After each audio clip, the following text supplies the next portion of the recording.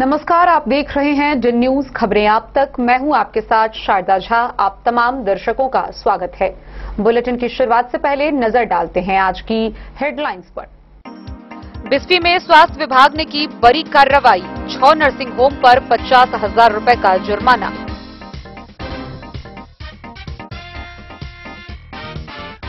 मधुबनी नगर थाना क्षेत्र के हनुमान बाग कॉलोनी के एक घर में अचानक लगी आग, शॉर्ट सर्किट का मामला।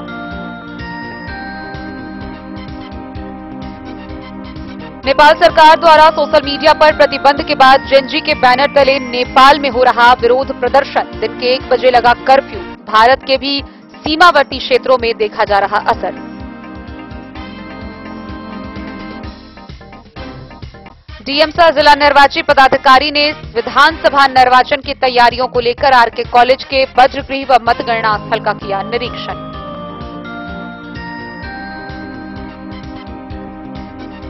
खजौली में सामुदायिक स्वास्थ्य केंद्र पर लगा स्वास्थ्य शिविर, 115 गर्भवती महिलाओं की हुई एएनसी जांच।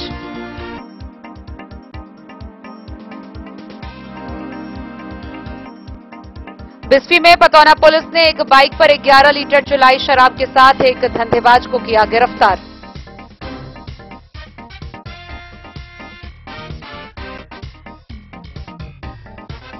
मधुबनी नगर निगम के वार्ड 14 में 3 सड़क सह नाला व एक अतिरिक्त नाला निर्माण योजना का मेयर अरुण राय ने किया शुभारंभ।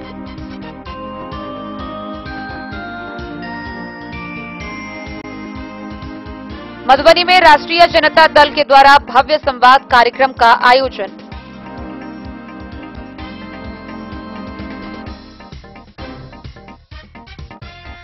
सोलह सितंबर को मधुबनी विधानसभा के एनडीए गठबंधन के कार्यकर्ता सम्मेलन का होगा आयोजन। भारतीय जनता पार्टी जिला कार्यालय में हुई बैठक। और मशाल खेल प्रतियोगिता के समापन पर लगा लोकतंत्र का मेला, लोगों ने ली मतदाता जागरूकता शपथ।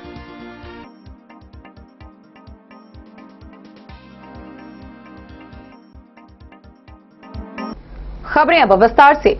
पहली बड़ी खबर हम आपको बिस्फी की बता रहे हैं, जहां स्वास्थ्य विभाग ने बड़ी कार्रवाई करते हुए 6 नर्सिंग होम को नोटिस भेजा है।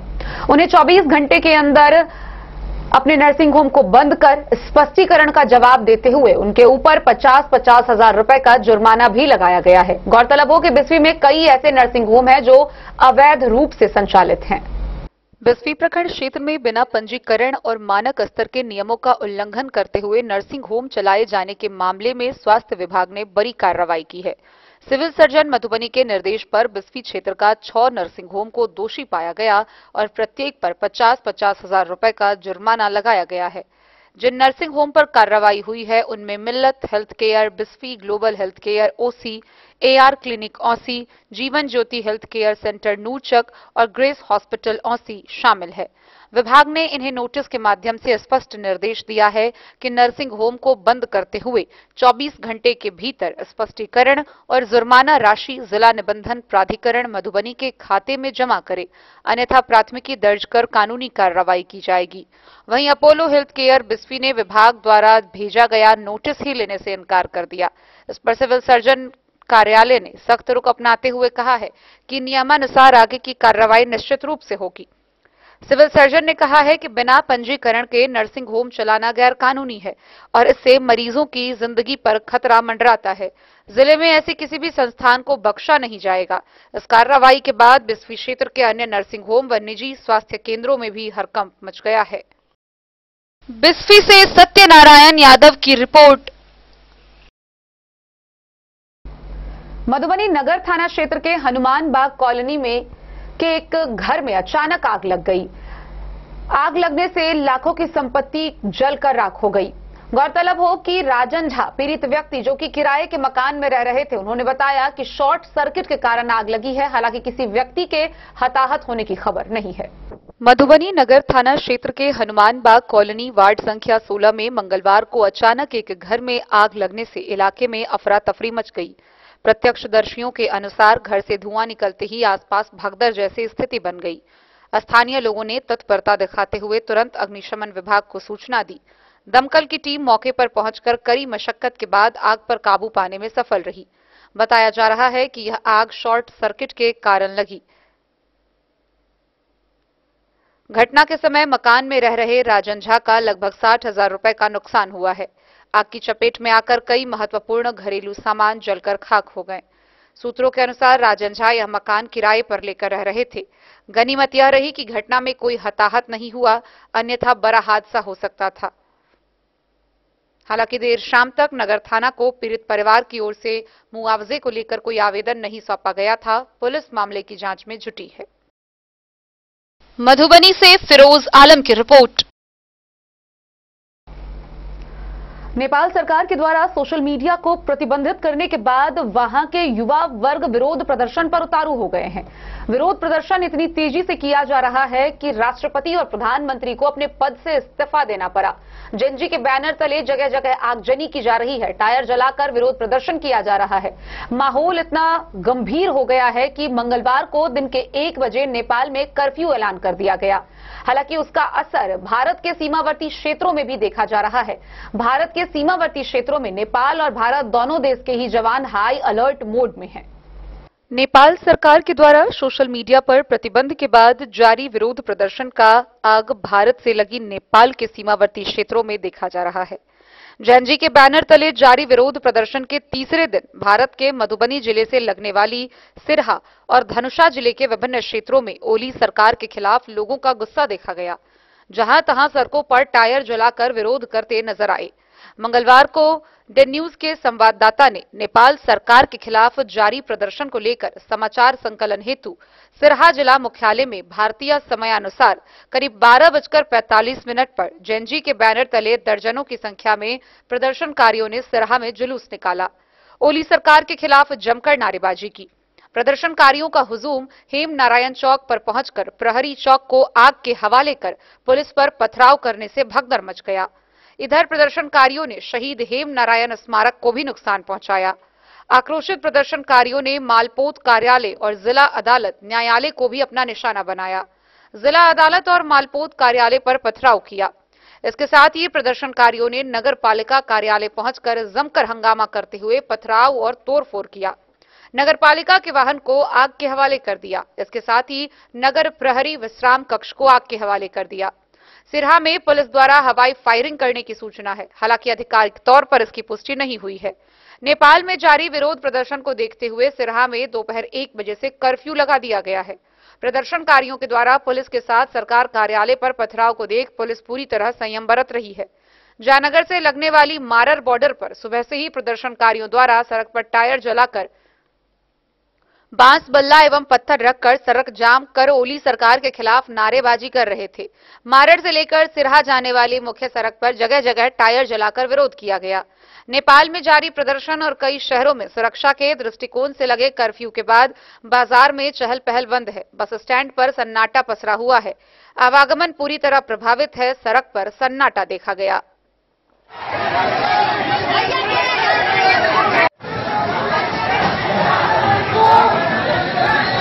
यो नियम नै परिवर्तन गर्नको लागि हाम्रो नेपाली युवाहरू, हाम्रो जे जन छन् हाम्रो 13 वर्षदेखि 28 वर्षसम्मको युवाहरू युवतीहरू मिलेर हाम्रो काठमाडौँमा आन्दोलन गरेका थियो। शान्तिपूर्वक आन्दोलनको गर्दा त्यहाँका सरकार, पुलिस प्रशासन त्यहाँका युवाहरूमाथि गोली हालेर हत्या गरेछन्। तपाईँ हेर्न सक्नुहुन्छ, सिधा गोली यहाँहरूमा गोली हालेछन्, यहाँ गोली हालेछन्। 100 भन्दा बढी यहाँ मान्छेहरू मरेका छन्, घाइते छन्, 21 जना मरेका छन्। यो तपाईँ एउटा कुरा सोच्नु, यदि तपाईँको त्यहाँ छोरा हुन्थ्यो, छोरी मरेको भए तपाईँकोमा कस्तो पीडा हुन्थ्यो।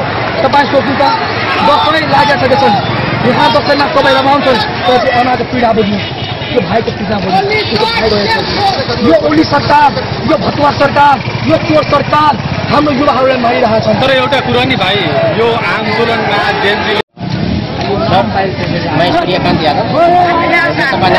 यहाँ पर समस्या क्या है कि राष्ट्रव्यापी आंदोलन इसलिए हो चुका है कि यहाँ पर सरकार के प्रति असंतुष्टि है। ये सामाजिक संजाल तो एक तो बहाना है, दूसरा क्या है कि हम लोग के नेपाल में फेसबुक, ट्विटर, यूट्यूब, व्हाट्सएप ये सब अमेरिका समर्थित मीडिया, चाइना समर्थित एक चल रहा है और ये 5 सामाजिक संजाल बंद है।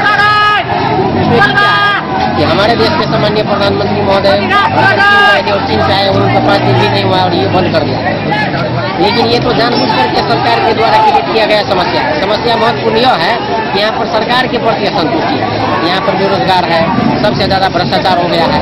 यहाँ पर जितना भी उच्च ओहदा का कर्मचारी है, चाहे न्यायपालिका के लोग हुआ, सब प्रोफेक्ट ये भ्रष्टाचार और बेइज्जती के विरुद्ध में आंदोलन है। एक आदमी को संसद भवन में गोली मारा गया, इसका जड़ वही है, और वहाँ पर गोली नहीं चलता, काठमांडू में तो कुछ नहीं होता। इसीलिए ये आंदोलन पूरा नेपाल में आंदोलन के दिन से पूरा नेपाल जल रहा है। अभी वर्तमान 2 मिनट पहले इस देश का प्रधानमंत्री का घर में आग लगा दिया गया है काठमांडू। सामान्य प्रधानमंत्री केपी शर्मा ओली के घर में आग लगाया गया है, इससे पहले का गृह मंत्री के घर में आग लगाया गया है। तो ये संयमित होने का अवस्था है और ये सरकार के प्रति ये एक तो असंतुष्टि है, इसी के लेकर के चाहूँ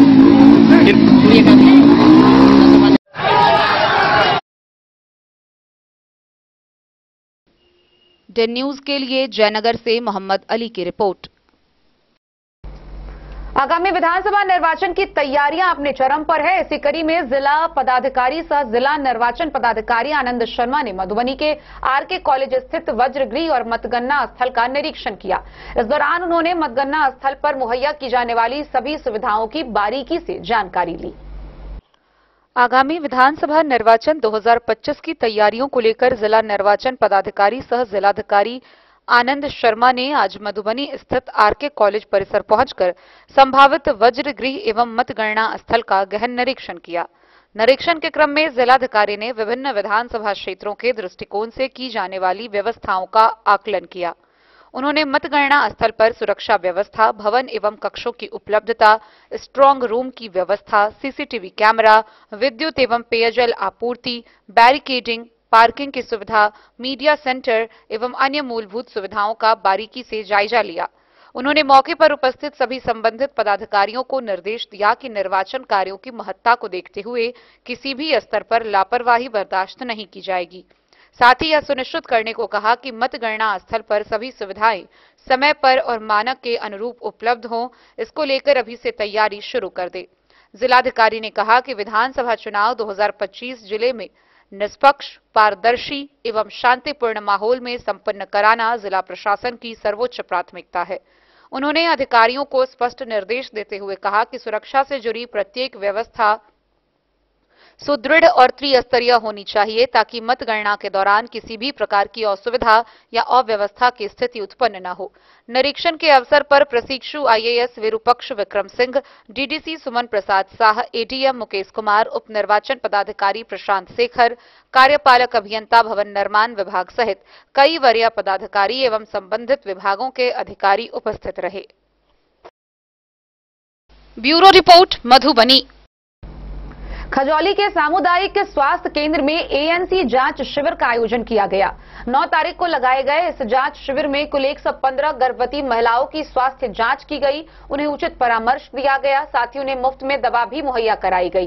गौरतलब हो कि स्वास्थ्य विभाग की ओर से गर्भवती महिलाओं के लिए स्वास्थ्य केंद्र पर 9, 15 और 21 तारीख को हर महीने एएनसी जांच शिविर लगाया जाता है, जिसके तहत गर्भवती महिलाओं और शिशु की सुरक्षा की देखभाल की जाती है। सामुदायिक स्वास्थ्य केंद्र खजौली में मंगलवार को प्रभारी चिकित्सा पदाधिकारी डॉक्टर ज्योतिन्द्र नारायण के नेतृत्व में एएनसी जांच शिविर लगाया गया। शिविर में प्रखंड के विभिन्न गांवों से आए हुए 115 गर्भवती माताओं को डॉक्टर अंजलि कुमारी एवं डॉक्टर शाहिद इकबाल ने सभी प्रकार की जांच की। इस दौरान गर्भवती माताओं को हीमोग्लोबिन, बीपी, शुगर सहित अन्य आवश्यक जांच की गई। जांचोपरांत सबों को उचित सलाह देते हुए मुफ्त में दवा उपलब्ध कराया गया। गर्भवती माताओं को हरी सब्जी, दूध, नारियल पानी, फल, अंडा सहित पोषण युक्त भोजन करने को कहा गया। सीएचसी के हेल्थ मैनेजर अर्चना भट्ट ने हॉस्पिटल पर आए गर्भवती महिलाओं को कोई परेशानी न हो इसके लिए अल्पाहार सहित बैठने की समुचित व्यवस्था की थी। महिला चिकित्सक डॉक्टर अंजलि कुमारी ने बताया कि सभी गर्भवती माताओं को प्रत्येक माह के 9वीं, 15वीं एवं 21वीं तारीख को एएनसी जांच कर लिए शिविर का आयोजन किया जाता है ताकि नियमित जांच होने से गर्भवती महिला एवं गर्भ में पल रहे शिशु सुरक्षित रहे। जांच हॉस्पिटल के एलटी मोहम्मद गुलाब राघवेंद्र कुमार ने किया। मौके पर हेल्थ मैनेजर अर्चना भट्ट, पिंकू कुमारी, एएनएम रूपम राज, पूजा कुमारी समेत कई लोग शामिल थे। डे न्यूज के लिए जयनगर से मोहम्मद अली की रिपोर्ट। खबरों का सिलसिला जारी रहेगा। जल्द ही लौटेंगे एक छोटे से ब्रेक के बाद। आप बने रहिए हमारे साथ। मधुबनी इस शादी सीजन सिर्फ हमारे साथ खरीदे और पाए 100% एक्सचेंज वैल्यू। आप सोने चांदी या हीरे के आभूषणों की तलाश में हैं तो हमारे ज्वेलरी शॉप में मिलेंगे आपको हर तरह के आभूषण बेहद किफायती दामों पर। हर अवसर के लिए आभूषण आपके बजट में। लाल बाबू प्रसाद एंड सन्स, संकट चौक, बैंक ऑफ इंडिया के बगल में, मधुबनी। नए और शानदार स्टॉक के साथ अब हर रिश्ते को करे और भी सुंदर। लाल बाबू प्रसाद एंड सन्स, संकट चौक, बैंक ऑफ इंडिया के बगल में, मधुबनी। हमारे सभी गोल्ड ज्वेलरी शॉप पर HUID है मौजूद।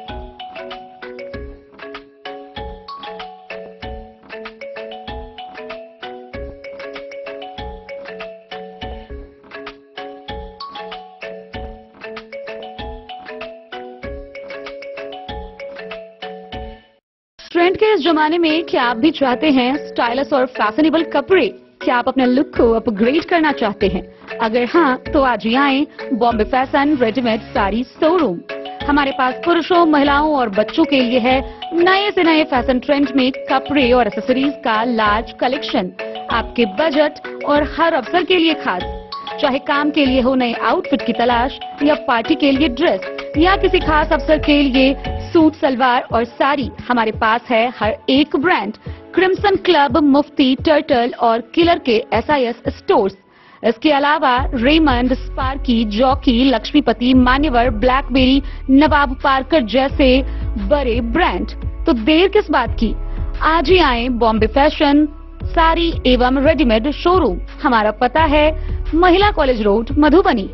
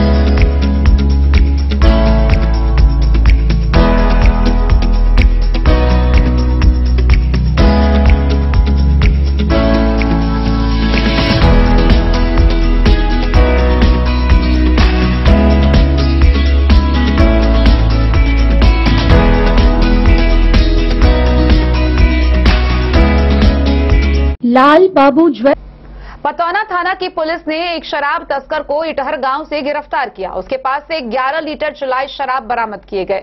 गिरफ्तार किए गए व्यक्ति की पहचान कर उसे आगे की कार्रवाई के लिए न्यायिक हिरासत में भेज दिया गया। पतौना थाना पुलिस ने एक शराब धंधेबाज को एक मोटरसाइकिल पर 11 लीटर चुलाई शराब के साथ थाना क्षेत्र के इटहर गांव से गिरफ्तार किया। गिरफ्तार शराब धंधेबाज की पहचान कलवाही थाना क्षेत्र के बेलाही गांव निवासी बलराम मुखिया के रूप में हुई है। पतौना थाना अध्यक्ष अनुराग कुमार ने बताया कि बरामद मोटरसाइकिल व शराब को जब्त कर गिरफ्तार शराब धंधेबाज के विरुद्ध प्राथमिकी दर्ज कर न्यायिक हिरासत में भेज दिया गया है। बिस्फी से सत्यनारायण यादव की रिपोर्ट। मधुबनी नगर निगम क्षेत्र के वार्ड संख्या 14 में 3 सड़क सह नाला, इसके अतिरिक्त एक और नाला निर्माण के योजना का शुभारंभ किया गया। इसका उद्घाटन मधुबनी नगर निगम के मेयर अरुण राय ने किया। मौके पर वार्ड पार्षद व स्थानीय लोग भी मौजूद रहे। मंगलवार को मधुबनी नगर निगम क्षेत्र के अंतर्गत वार्ड संख्या 14 में 3 सड़क सह नाला एवं एक अतिरिक्त नाला निर्माण योजना का शुभारंभ नगर निगम के मेयर अरुण राय के द्वारा किया गया। इस योजना पर कुल लागत लगभग 60 लाख रुपए आई। उद्घाटन के अवसर पर नगर निगम वार्ड संख्या 14 के पार्षद अरुण मंडल, वार्ड पार्षद बद्री राय, वार्ड पार्षद मनीष सिंह तथा भाजपा महिला मोर्चा की उपाध्यक्ष सहित वार्ड के सैकड़ों नागरिक बड़ी संख्या में उपस्थित थे। कार्यक्रम की शुरुआत पारंपरिक तरीके से पूजा अर्चना के साथ हुई। इसके उपरांत मेयर अरुण राय ने नारियल फोड़कर तथा फीता काटकर योजना का उद्घाटन किया। उद्घाटन के दौरान स्थानीय नागरिकों में खासा उत्साह देखने को मिला। उपस्थित जनता ने मेयर तथा नगर निगम टीम का जोरदार स्वागत किया और इस योजना के लिए आभार व्यक्त किया। इस अवसर पर अपने संबोधन में मेयर अरुण राय ने कहा कि नगर निगम मधुबनी शहर को नई पहचान दिलाने के लिए लगातार विकास कार्य कर रहा है। उन्होंने यह भी कहा कि मधुबनी शहर अब केवल मिथिलांचल की सांस्कृतिक राजधानी नहीं रहेगा, बल्कि इसे आधुनिक सुविधाओं से लैस कर पटना की तरह चमकाया जाएगा। उन्होंने विश्वास दिलाया कि आने वाले समय में साफ सुथरी सड़कें, सुचारू नालियां तथा बेहतर नगर व्यवस्था नागरिकों को उपलब्ध कराई जाएगी। वार्ड पार्षदों ने भी मेयर के इस प्रयास की सराहना की और कहा कि वार्ड 14 की यह योजना लंबे समय से लोगों की मांग रही थी, जिसे आज पूरा किया गया है।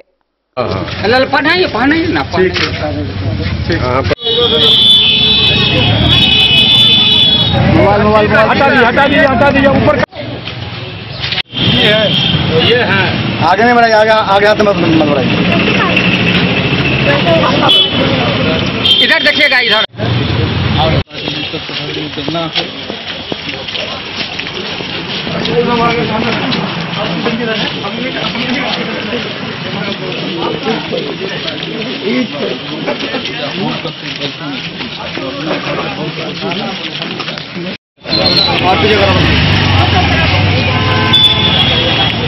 गोपाल भाई जी हूँ जाओ न कनी सवाल उठावे के ओकर काम है। काम जेन बात या चुनाव या बीत गेले के बाद कोई काम बचले नहीं उनका तो बात उठावत जनता काफी ज्यादा।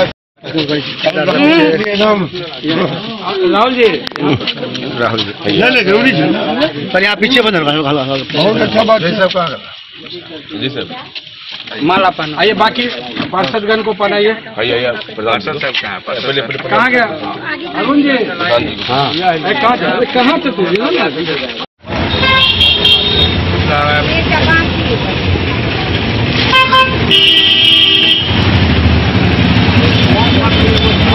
इधर देखिए, इधर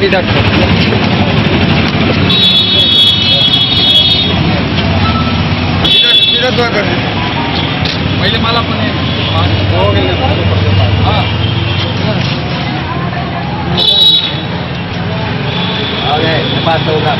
मनीष भैया कने मरता एक दबे शिलान्यास किया गया और नाला का और कितने की लागत से? ये वार्ड नंबर 14 में टोटल 5 योजना पास हुआ है, 4 तैयार हो गया है और 1 से 45 वार्ड में ये 2 साल के लगभग हम लोग को हो गया, 2 साल कुछ महीना। लगभग 45 वार्ड में कोई ऐसा वार्ड नहीं है जहां 5 काम 6 काम रोड और नाला के साथ, और लगभग अभी तक 55 करोड़ का काम 1 से 45 वार्ड में ये 2 साल का काम, 2 साल के समय में ऐसा काम हुआ है। बाकी विभागीय अलग से हर वार्ड में 1 से 45 वार्ड में हमारे रीजन में काम हुआ है। हम चुनाव से पहले 3 मुद्दा लेकर के आप लोगों के बीच आए थे 1 से 45 वार्ड में। पहला मुद्दा था नौजवान के लिए स्टेडियम बनाएंगे, बजरंग बली के आशीर्वाद से ये 2 साल हुआ और स्टेडियम मधुबनी में बनना शुरू हो गया। हम मन से चुनाव के समय हमेशा कहे कि जैसे दिल्ली में ISBT अंतर्राष्ट्रीय बस अड्डा को आप लोग देख रहे हैं, तो मधुबनी में भी ISBT अंतर्राष्ट्रीय बस अड्डा बनेगा और 2 साल के लगभग में पूरा हो गया। हम हर मन से कहे थे कि हमारे यहाँ जो गरीब गुरबा आएंगे उनको आवास में कोई पैसा नहीं लगेगा और बजरंग बली के आशीर्वाद से आज तक हम कर रहे हैं। और 1 से 45 वार्ड के मतदाता मालिक जो हमको आशीर्वाद दिए और दरभंगा सीतामढ़ी नहीं होने दिए, इसीलिए 1 से 45 वार्ड पूरे शहर के जनता को आपके चैनल के माध्यम से हम धन्यवाद देते हैं कि उनके ही आशीर्वाद से हमको ये बैठने के नगर निगम में कुर्सी मिला। और हमारा पूरा प्रयास है 1 से 45 वार्ड में ईमानदारी पूर्वक जहाँ तक होगा हम प्रयास करेंगे और काम करने के लिए हम आए हैं। काम करना हमारा कर्तव्य है। जो भी काम किसी को 1 से 45 वार्ड में लगे ये काम बाधित है तो प्रशांत राय हमारा पुत्र है, उनसे शेयर करें, हमसे शेयर करें, पूरा काम होगा ये आशा और हमको विश्वास है। मधुबनी में जिंदाबाद। क्या सर मैं हम लोग भावी विधायक के रूप में आपको देखें, क्या आला कमान का जो आदेश होगा हम लोग वो हम पालन करेंगे और हमारा मतदाता मालिक पूर्ण दावा है कि लगभग लोग संतुष्ट है। वैसे तो आज के डेट में भगवान से भी संतुष्ट नहीं होते हैं, लेकिन फिर भी हमको पूरा उम्मीद है जो हमारा काम करने का तौर तरीका है उसमें हमारा जनता मैक्सिमम हमसे संतुष्ट है। और आला कमान का अगर आदेश ऊपर से हुआ तो जनता का भरपूर मत हमको मिलेगा और भारी मतों से चुनाव जीते हैं।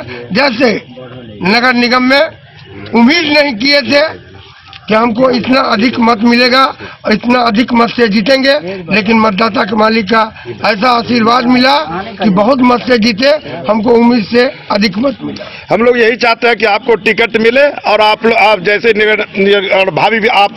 नगर विधायक के द्वारा ये कहा जा रहा है कि मेयर साहब नगर में काम नहीं होने दे रहे हैं, इस पे आपका क्या कहना है? कहना सुनना बात की बात है, उस पर हमको कोई टिप्पा टिप्पणी नहीं करना है। 1 से 45 वार्ड में लगभग जितने जनता है ये मालूम है उनको कि हमारे यहाँ कोई भी काम से कोई आया है तो कहीं भी पीछे नहीं हटे हैं। और हम पहला बार आपसे सुन रहे हैं कि हमारे पास कोई आया और उसको काम हम नहीं होने देंगे।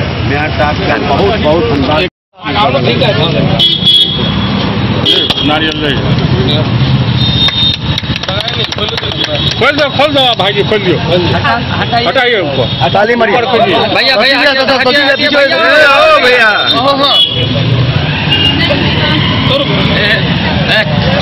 हमको वो फोटो लेने देता। जन न्यूज के लिए प्रवीण कुमार झा की रिपोर्ट। सोमवार को राष्ट्रीय जनता दल के कार्यकर्ताओं द्वारा एक भव्य संवाद कार्यक्रम का आयोजन किया गया। इस भव्य संवाद कार्यक्रम में सैकड़ों कार्यकर्ता उपस्थित हुए। इस कार्यक्रम में मुख्य रूप से आगामी विधानसभा चुनाव को लेकर पार्टी की रणनीति पर चर्चा की गई। साथ ही संगठन को मजबूती प्रदान करने को लेकर भी विस्तार से वार्ता हुई। सोमवार को राष्ट्रीय जनता दल द्वारा एक भव्य संवाद कार्यक्रम का आयोजन किया गया। इस कार्यक्रम में जिले के हर प्रखंड से सैकड़ों की संख्या में राजद कार्यकर्ताओं ने भाग लिया। संवाद का मुख्य उद्देश्य आगामी विधानसभा चुनावों के लिए पार्टी की रणनीति पर चर्चा करना और संगठन को मजबूत बनाना रहा। कार्यक्रम की अध्यक्षता करते हुए राजद के प्रदेश अध्यक्ष मंगनी लाल मंडल ने एनडीए सरकार पर जमकर निशाना साधा। उन्होंने कहा कि बिहार में एनडीए सरकार केवल औरत पतियों के लिए काम कर रही है, आम जनता के लिए कुछ नहीं किया गया। राज्य को बर्बादी के सिवा कुछ नहीं मिला है। उन्होंने यह भी कहा कि बिहार का युवा आज बेरोजगार होकर सड़कों पर भटक रहा है, लेकिन सरकार इस दिशा में कोई ठोस कदम नहीं उठा रही है। मंडल ने दावा कि बिहार की जनता जाग चुकी है और आने वाले विधानसभा में एनडीए को करारा जवाब देगी। उन्होंने कार्यकर्ताओं से अपील की कि वे गांव-गांव जाकर राजद की नीति और कार्यक्रमों को जन जन तक पहुंचाए। मौके पर पूर्व उद्योग मंत्री वस्तु हुई। इसके बाद उपस्थित सभी कार्यकर्ताओं को सम्मानित भी किया गया। कार्यक्रम को सफल बनाने में जिला और प्रखंड स्तर के नेताओं की अहम भूमिका रही।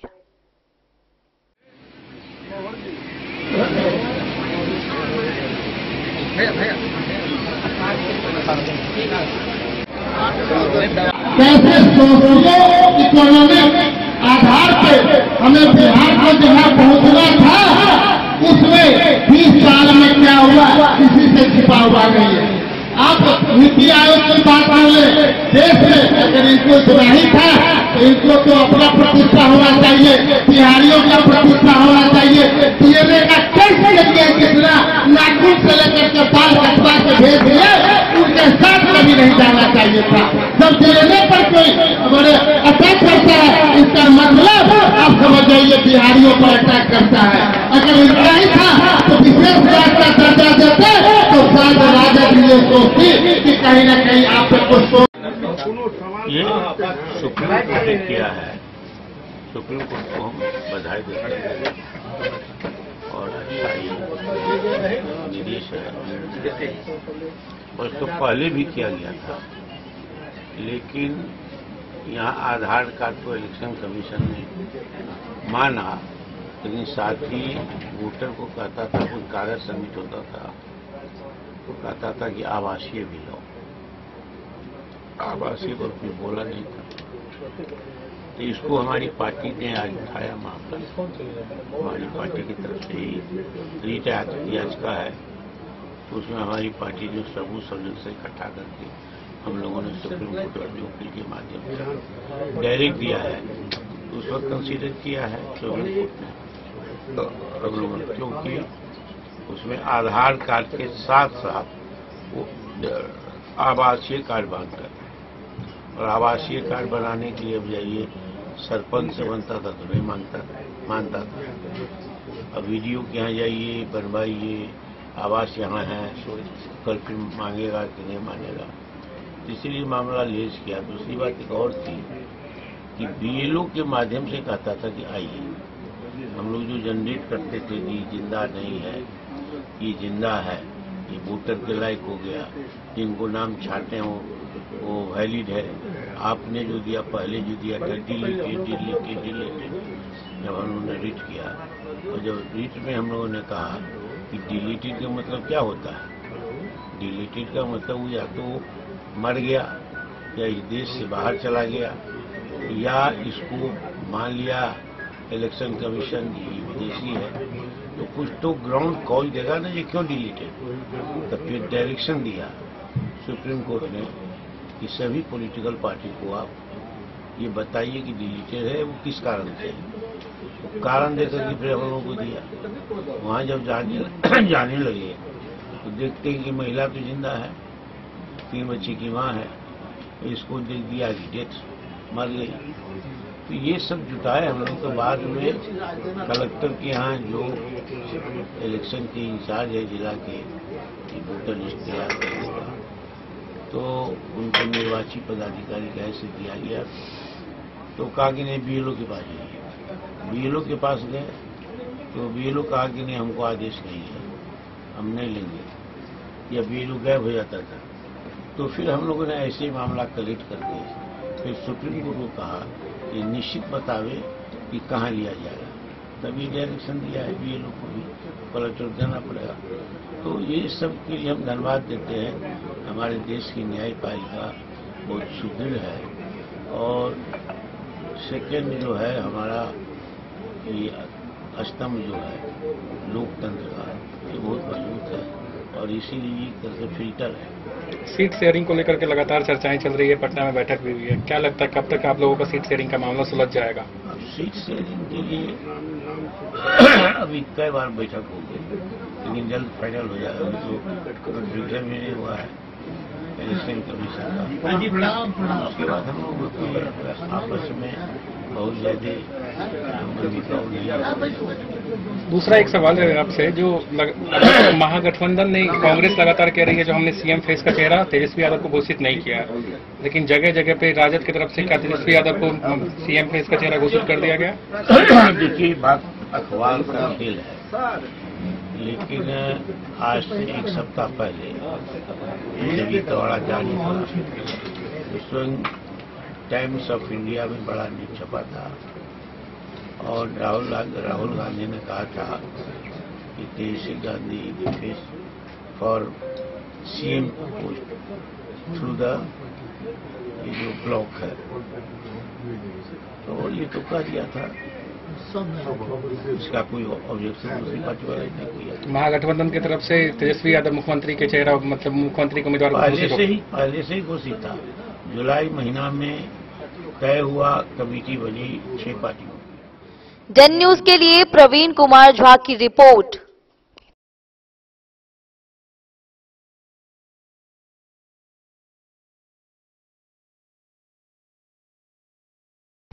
मधुबनी विधानसभा के एनडीए गठबंधन कार्यकर्ता सम्मेलन का आयोजन आगामी 16 सितंबर को होना है।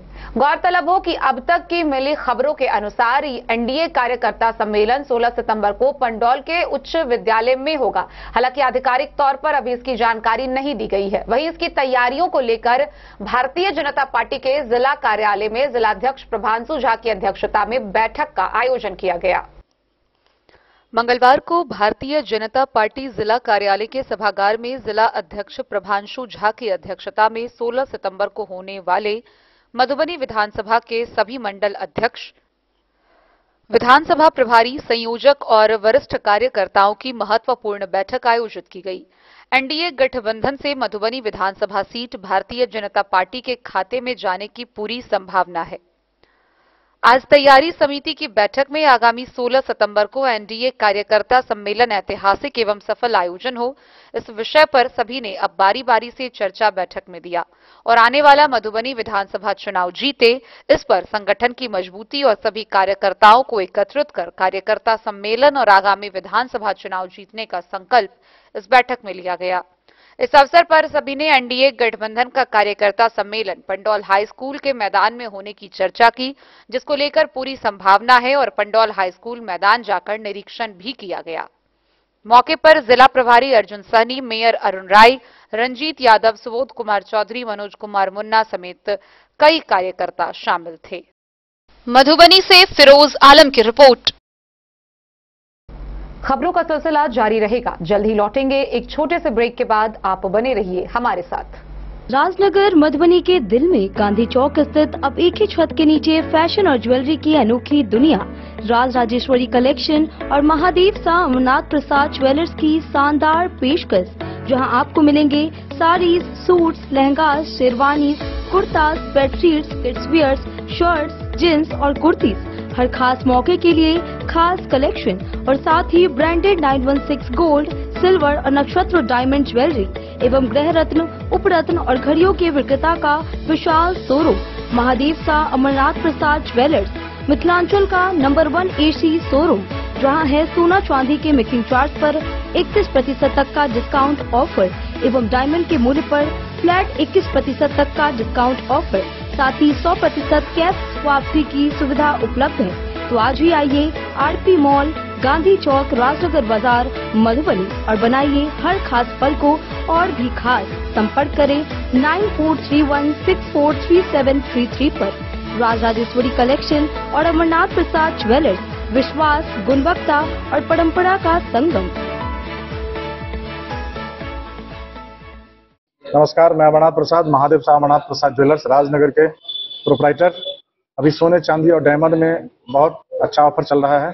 सोने चांदी के मेकिंग चार्ज पर 31% तक का डिस्काउंट है और डायमंड के ज्वेलरी के मूल्य पर 21%, 21% का फ्लैट डिस्काउंट है। तो आप लोग आवे, पधारें और इस ऑफर का लाभ उठावें। गोकुल राज।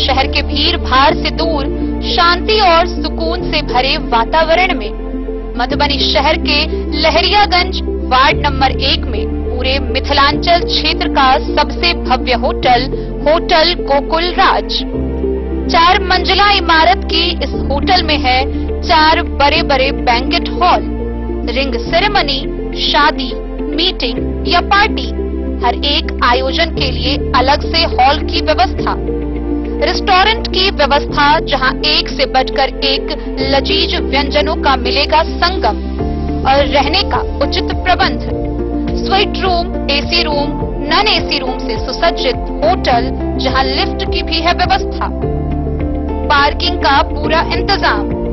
तो आइए और जिंदगी में खुशियों से भरी यादें शामिल करिए।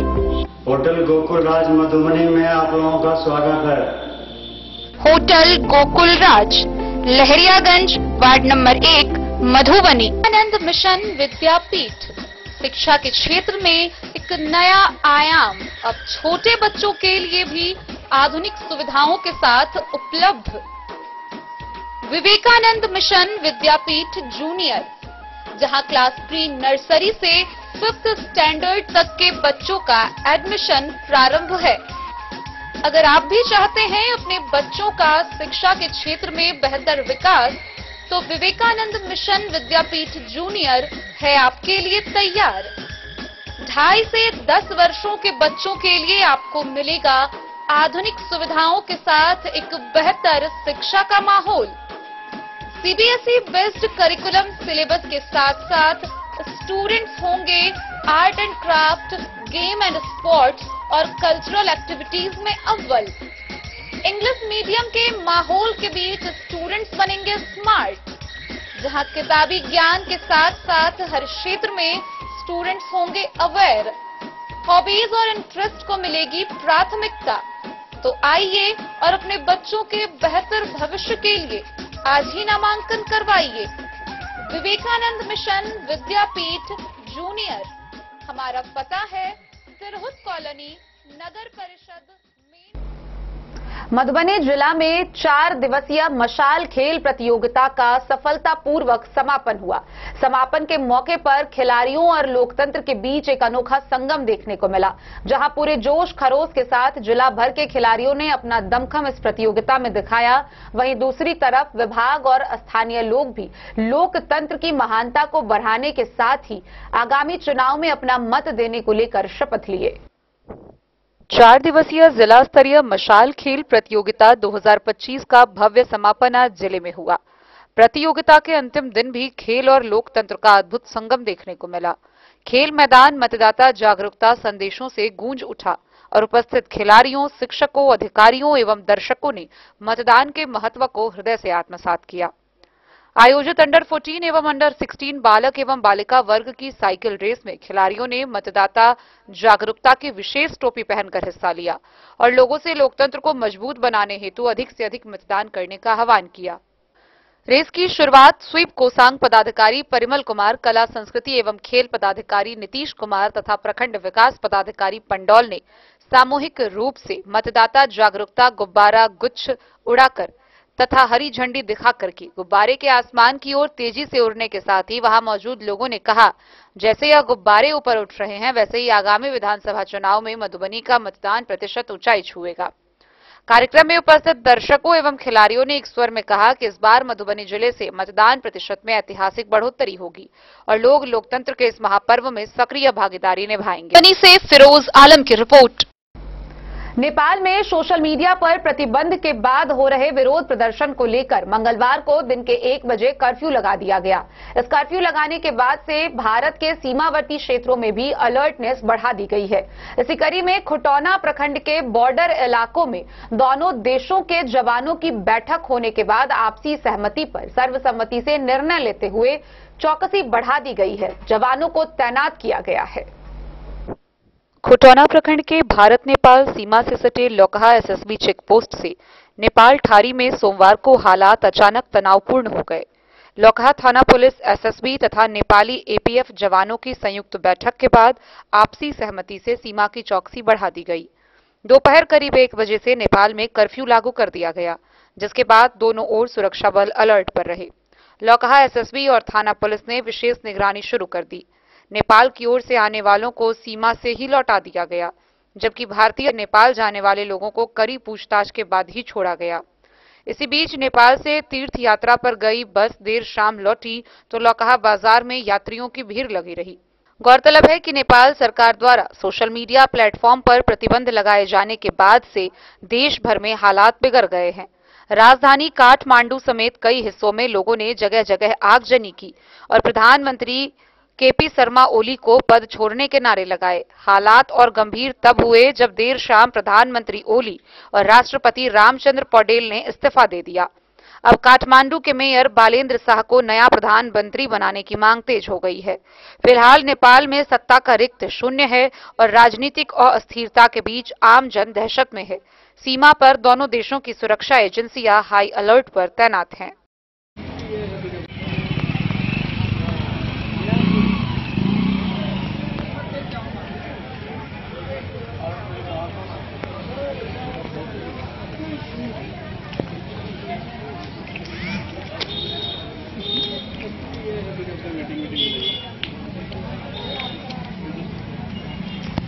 मैं राशिद रजा और आप देख रहे हैं इस वक्त मैं मौजूद हूँ।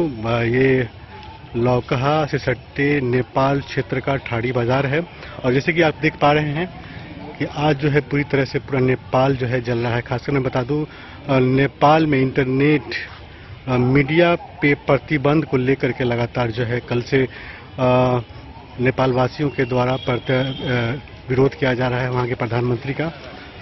और जैसे कि बताया गया कि आज जो है यहाँ कर्फ्यू लागू की गई थी और साथ ही जो है यहाँ के प्रधानमंत्री का जो है बयान आया है कि उन्होंने इस्तीफा दे दिया है और साथ में राष्ट्रपति ने भी इस्तीफा दे दिया है। फिलहाल आप देख रहे हैं ये जो है आगजनी की गई है और प्रदर्शन किया जा रहा है। बताया जा रहा है कि ये जो लगातार जो है ये प्रदर्शन चलता रहेगा।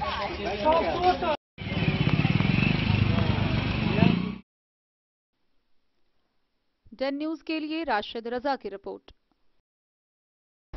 पड़ोसी राष्ट्र नेपाल में पिछले 2 दिनों से जारी विरोध प्रदर्शन को देखते हुए नेपाल ने जयनगर जनकपुर कुर्था ट्रेन का परिचालन बंद कर दिया है। साथ ही प्रदर्शनकारियों से ट्रेन को बचाने के लिए जयनगर के नेपाली रेलवे स्टेशन पर ट्रेन को खड़ा किया गया है।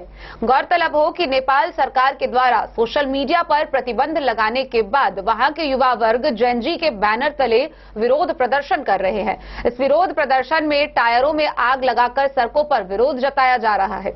इतना ही नहीं, जो भी सरकारी संपत्ति है उसे बुरी तरह नुकसान पहुंचाया गया है। पड़ोस राष्ट्र नेपाल में 2 दिनों से जारी आंदोलन को देखते नेपाल रेलवे ने मंगलवार को जयनगर जनकपुर नेपाली ट्रेन का परिचालन अगले आदेश तक के लिए स्थगित कर दिया है। ट्रेन की सुरक्षा को देखते हुए नेपाली ट्रेन के दोनों रैक व एक भारतीय डीएमयू रैक को जयनगर के नेपाली रेलवे स्टेशन पर लगाया गया है। नेपाली स्टेशन अधीक्षक एसएल मीना ने बताया कि नेपाल आंदोलन को देखते हुए ट्रेन परिचालन को अगले आदेश तक स्थगित कर दिया गया है। मंगलवार की सुबह जनकपुर जयनगर के बीच एक फेरा ट्रेन का परिचालन होने के बाद जारी आंदोलन को देखते हुए ट्रेन परिचालन बंद कर दिया गया। स्टेशन अधीक्षक ने बताया कि मंगलवार की सुबह जयनगर से जनकपुर एक फेरा ट्रेन परिचालन किया गया था, जिसमें करीब 200 रेल यात्रियों ने टिकट कटाया। गौरतलब हो कि जयनगर जनकपुर रेलखंड पर नेपाली ट्रेन मेंटेनेंस कार्य पूरा करने के बाद नेपाली ट्रेन का रैक व एक रैक भारतीय डीएमयू ट्रेन को सुरक्षा के लिए जयनगर नेपाली रेलवे स्टेशन पर लगाया गया है। नेपाली ट्रेन के बंद होने पर दर्जनों की संख्या में नेपाली रेल यात्री स्टेशन पर फंसे हुए हैं। यात्रियों और नेपाली ट्रेन की सुरक्षा को लेकर जयनगर आरपीएफ प्रभारी गोविंद सिंह के नेतृत्व में जवानों की ड्यूटी नेपाली रेलवे स्टेशन पर लगाई गई है। इसके साथ स्टेशन के चारों ओर निगरानी और भ्रमण किया जा रहा है। डन न्यूज के लिए जयनगर से मोहम्मद अली की रिपोर्ट। मधुबनी शहर के जलधारी चौक के समीप 11 नंबर गुमटी के समीप से गौ तस्करी का एक बड़ा मामला सामने आया है। गौरतलब हो कि रांटी की तरफ से एक पिकअप वैन जलधारी चौक की तरफ जा रही थी। इसी कड़ी में गुमटी नंबर 11 के पास ट्रेन आने के कारण फाटक को बंद कर दिया गया। फाटक बंद होने के कारण पिकअप गाड़ी रुकी तो स्थानीय लोगों को संदेह हुआ। स्थानीय लोगों ने जब तलाशी ली तो एक पिकअप से कुल 10 गायें बरामद की गई है। इसके साथ ही 2 तस्कर को भी पकड़ा गया।